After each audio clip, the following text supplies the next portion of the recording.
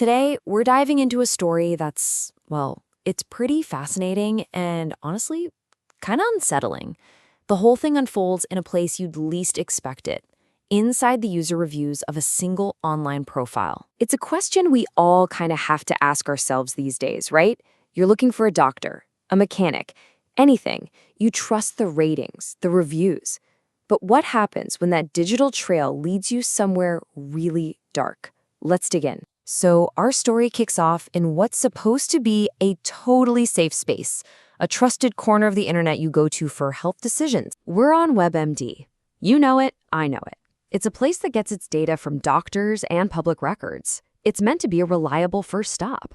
And at first glance, everything looks completely normal. So here he is, the profile at the center of all this. James P. Leone, a psychologist in Cambridge, Massachusetts.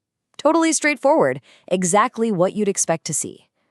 But then you scroll down to the reviews. Okay, let's get into this, because this is where a totally normal search turns into, well, a real case study.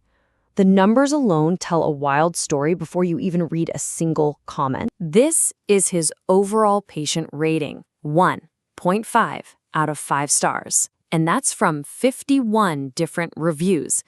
A rating that low from that many people, that isn't just a bad day. That's a massive, flashing red flag. And it makes you wonder, what on earth is going on here? And when you break it down, the consistency is just striking. Explaining things, answering questions, following up, it's all rated incredibly low and all exactly the same. According to these reviewers, this wasn't just about a few bad appointments. The problems seem to run way deeper. So what is the story behind these numbers? To figure that out, you gotta look at the reviews themselves. And what you find is this really clear pattern of serious, and I mean serious, accusations. This one quote from a reviewer really sets the stage. They're alleging that what was being sold as therapy was, in their experience, something else entirely. We are way beyond complaints about long wait times now. The accusations are about to get much, much more serious. As you read through all these reviews, a pretty chilling pattern starts to form, and it's built around these 5 themes. People consistently talk about manipulation, about being pushed to cut off their own families. They describe gaslighting, hostile environments, and genuinely harmful advice. These aren't just one-off stories. It's the same narrative told over and over again. And right here, you can see this huge disconnect people describe. On one hand, you have the alleged promise, this amazing future, a perfect place. But on the other hand, you have the reality they reported, a hostile environment where they felt misled and uncomfortable. This theme of isolation just keeps popping up. This reviewer describes how their family's totally valid concerns were supposedly twisted around and framed as a negative thing, like their family was holding them back.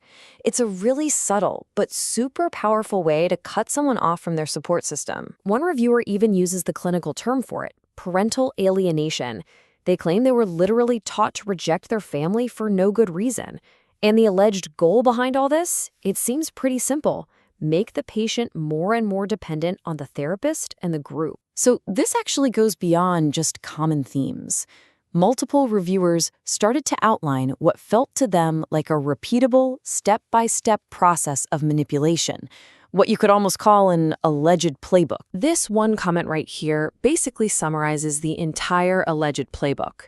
It starts with charm, moves to isolation, and then, they claim, it ends with abuse and creating a trauma bond. Okay, so here's that process, broken down. Step 1, they say, is love bombing, showering you with praise, making all these promises.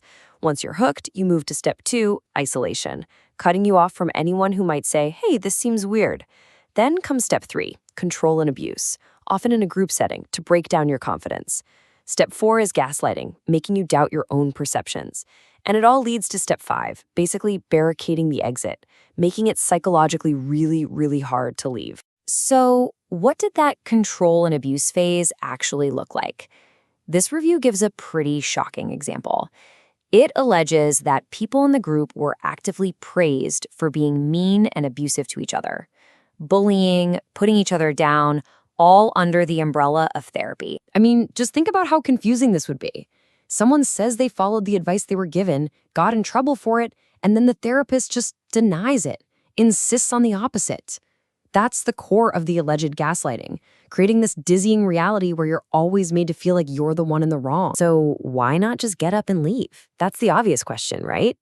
Well, according to the reviewers, it wasn't that easy. They describe all these barriers being put up. Psychological ones, like being told their depression would come back, or creating this intense FOMO. And logistical ones, like having to give an 8-week notice just to quit. So, after going through all this, what do we actually do with this information? Why does one psychologist's online profile matter to the rest of us? Ultimately, this whole explainer isn't really about pointing a finger at one person. It's a lesson in, well, digital literacy.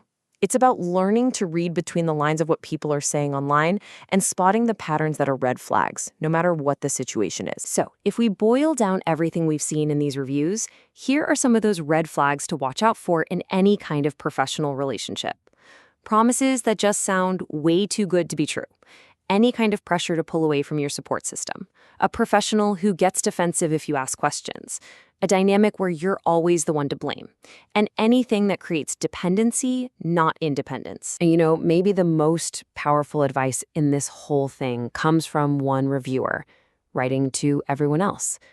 They just drive home how important it is to get an outside perspective. Talking to friends, family, another professional. It can be a vital reality check. It can reinforce that, no, this behavior is not normal and it's not okay. In the end, online profiles, reviews, they're just data points. They can be incredibly revealing, as we've seen here, but they aren't the final word. This whole case is a pretty stark reminder that the most important voice in your own care, the one that can tell you when something just feels off, is your own. So the real question is, are you listening to it?